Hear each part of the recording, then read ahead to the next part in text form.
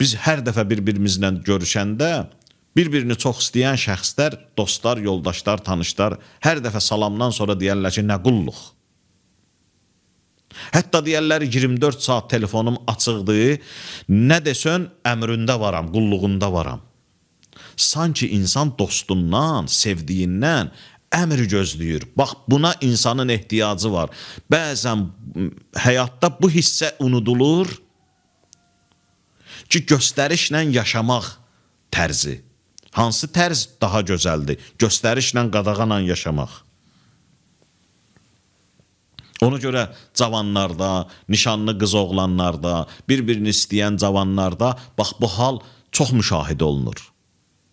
Bir-birinə qulluq buyursun və o da canla başla yerinə yetirsin. Soyuqda hava, övlad evdən çıxır, ana övladına deyir ki, bala, soyuqda əynüvü möhkəm giyin. Niyə görə o sözü deyir ona? O onsuz da bilir ki, soyuqdur, möhkəm giyinmək lazımdır və möhkəm də giyinir. Övlad başa düşür ki, ananın balasına məhəbbəti var. Ana o qədər balasını çox istəyir ki, ona hər dəfə öz bildiyini tapşırıq kimi verir. Bax, Allah da bu cürdür ya. Nəyi haram eləyib? Elə o şeyləri haram eləyib ki, biz də bilirik ki, bu olmaz. Oğurluğu haram eləyib, zinanı haram eləyib, qumarı haram eləyib, işğalı haram eləyib, haqqa təcavüzə haram eləyib, yalanı, aldadmağı, hiləni, kələyi haram eləyib. Məgər Allahımız bunları bizə haram eləməsəydi, biz bunların pis iş olduğunu başa düşməyəcəkdik. Başa düşəcəkdik, biz də biləcəkdik ki, bunlar haramdır. Və ağıllı insan bu işləri görməz, müdrik insan, nəcib insan bu işləri görməz. Yenə də Allah bizim haram bildiyimiz şeyləri gəlir özü də haram deyir.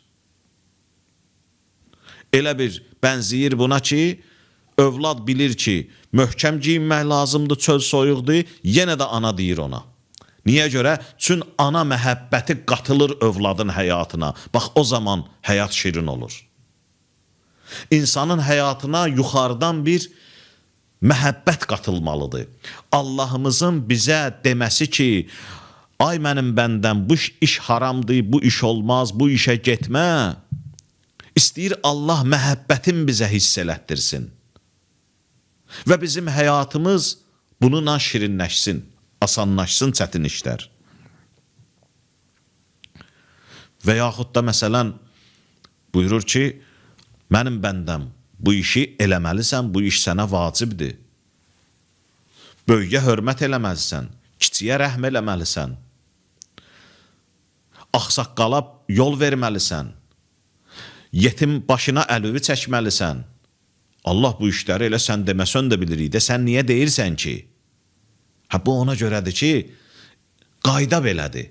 Yuxarıdan, ali bir dərgahdan insan həyatına müdaxilə olmalıdır və insan o müdaxiləli məhəbbəti hiss eləməlidir özündə.